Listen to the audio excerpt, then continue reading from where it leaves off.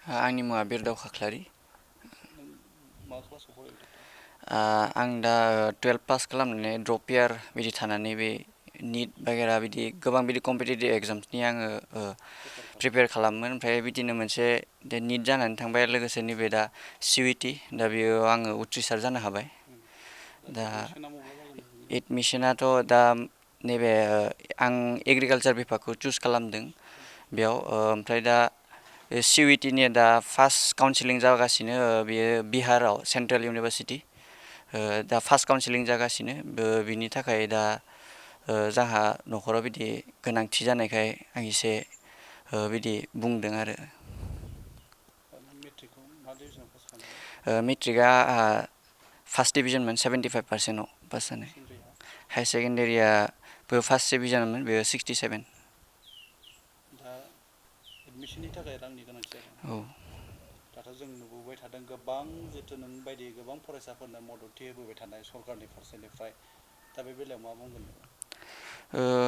बिदि आंबो बिदि इउटुबनि गेजेरजों गोबां बिदि निउस चेनेलफोराव नुदों जेन गोबां बिदि स्टुडेन्टफोरनो जेरै निट एसपायरेन्ट आरो JEE एसपायरेन्टफोरनो गोबां बिदि अनसुंथाइ होगासिनो।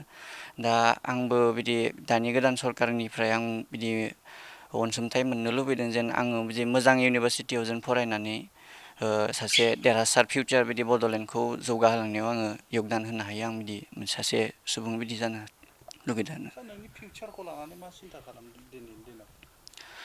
फिउचारखौ बुंनो थाङोब्ला फिउचारा गोबां गासैनियाबो गुबुन गुबुन थायो नाथाय जोंहा फिउचारा जोंनि आखायाव दोङो दा जों जिखौ मावनो गोसो बेखौ जों मावनो हायो नाथाय जोंहा जि थांखियाव जोंहा सहैदों बे थांखिखौ नाजाथाबब्ला जों मोनथारनाया बे हायो आरो।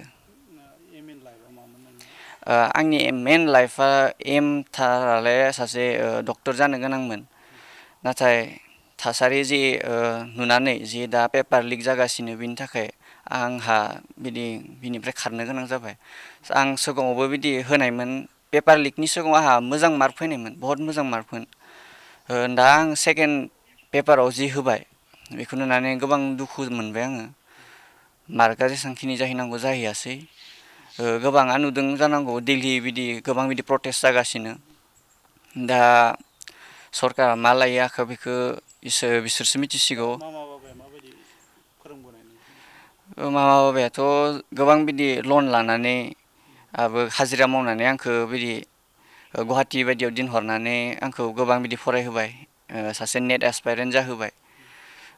आं बिसोरखौ हामबाय होयो जों आंखौ बिदि मोजाङै फरायनायाव यगदान होबाय आरो बिनि थाखाय हामबाय होनो। सिगां फारसे आरो फरायनो गोसोबाव?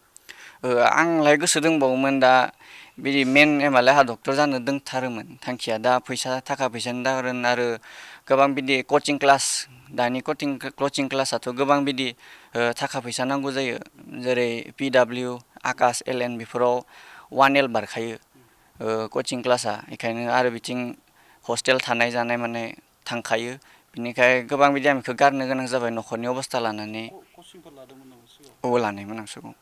बबेयाव लानायमोन? बेबो गुवाहाटियावनोमोन जेने थेनेहै लाहैनो हाबाय बेयाव।